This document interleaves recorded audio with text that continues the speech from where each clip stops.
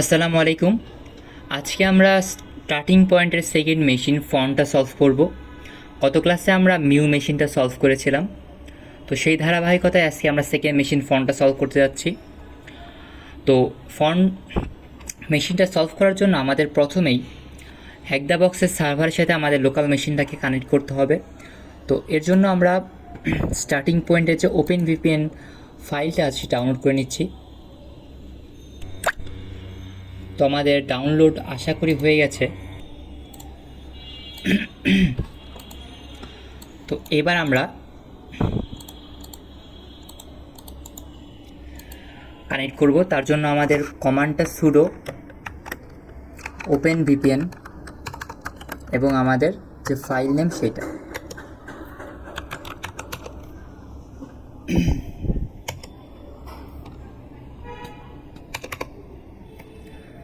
ওকে, আমাদের কানেক্ট হওয়া শুরু করে দিয়েছে।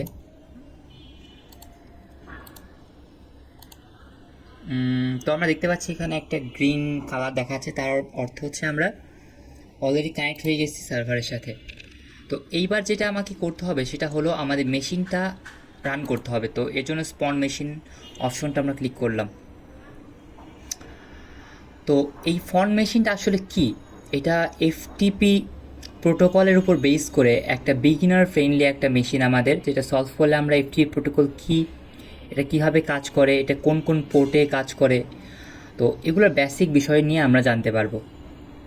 তো যারা আমরা সাইবার সিকিউরিটিতে একেবারে নতুন, তাদের জন্য এটা খুবই একটা ভ্যালুয়েবল একটা মেশিন হতে পারে। তো আমরা কিছুক্ষণ অপেক্ষা করছি আমাদের আইপি অ্যাড্রেসটা পাওয়ার জন্য।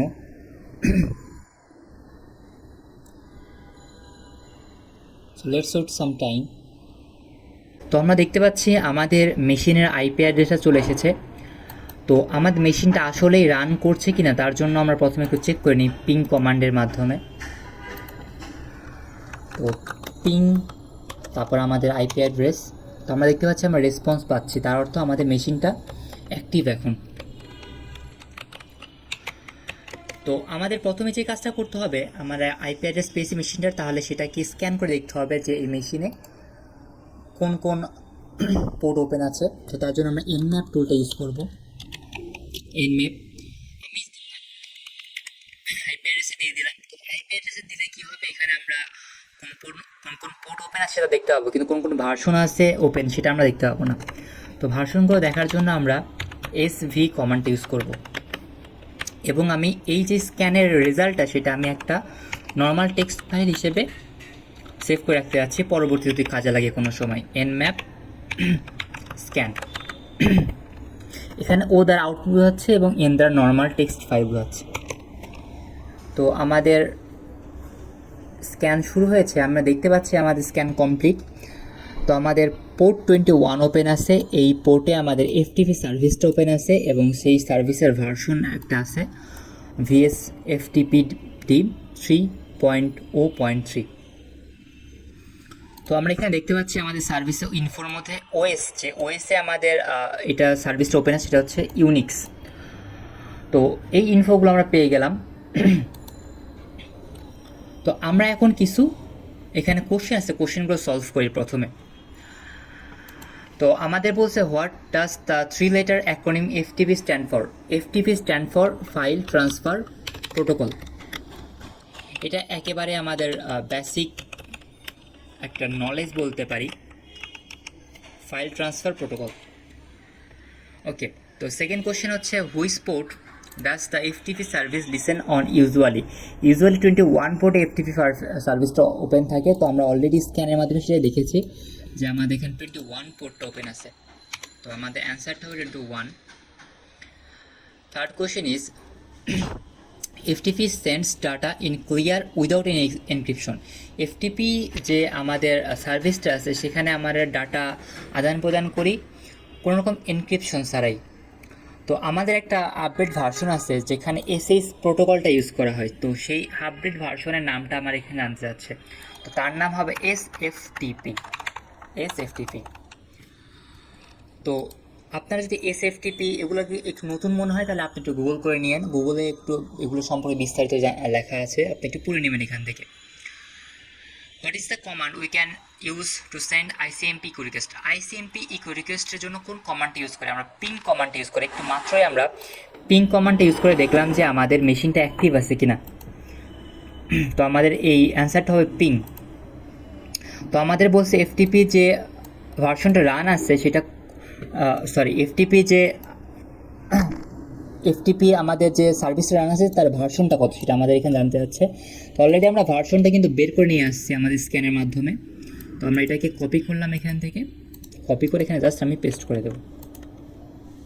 এবার আমাদের চাচ্ছে যে what OS type is running on the target.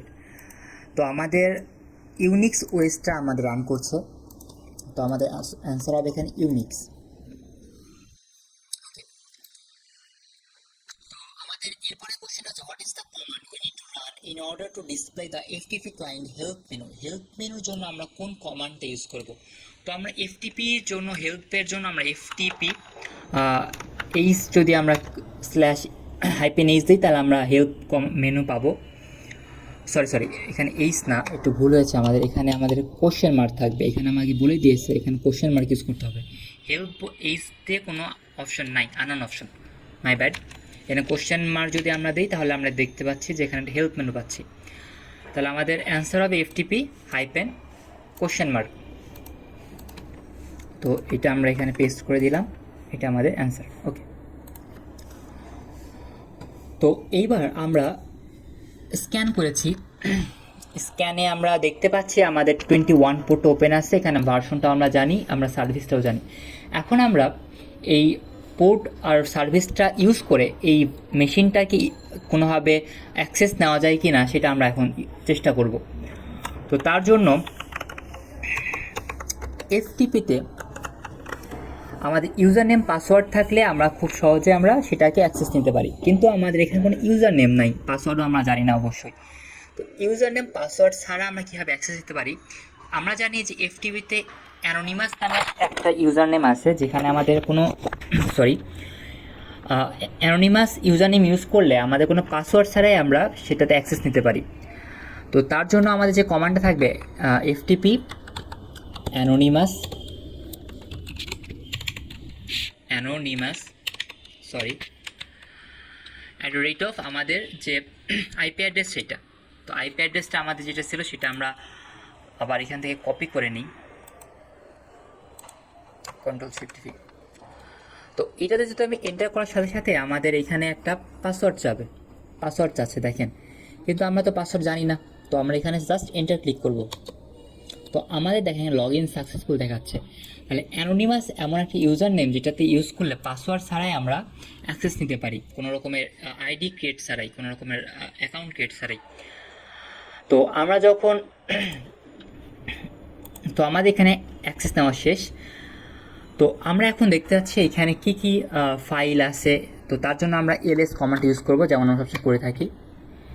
তো ls কমান্ড ইউজ করলে আমরা দেখতে পাচ্ছি এখানে একটা ফাইল আছে flag.txt নামে।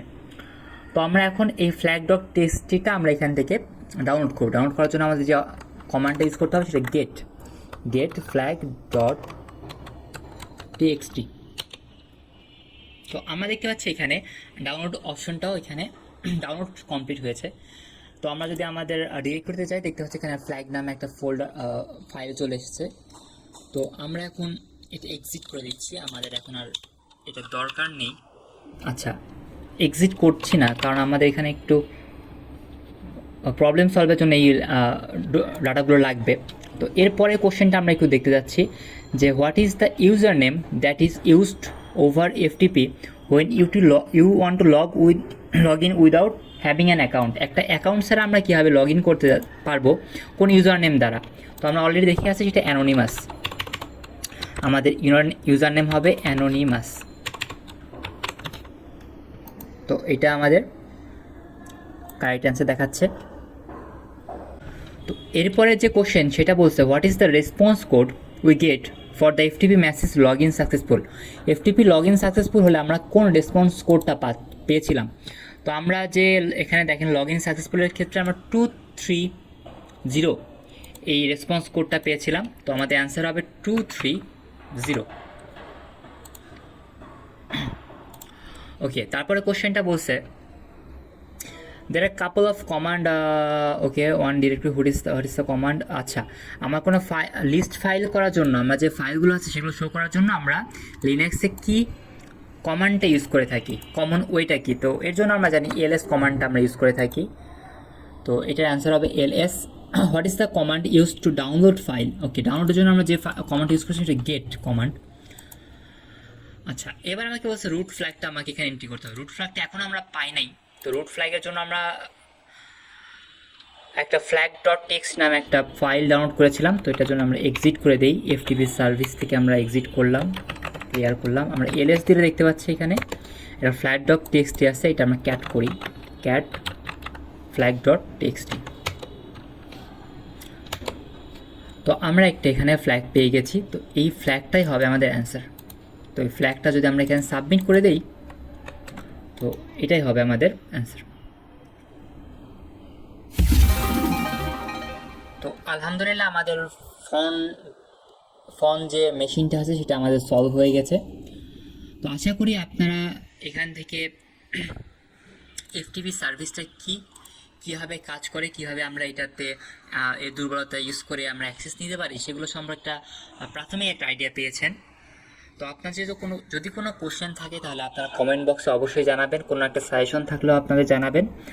আমরা চেষ্টা করব সামনের দিন পরবর্তী মেশিনগুলোকে সলভ করে আপনাদের সামনে নিয়ে আসতে।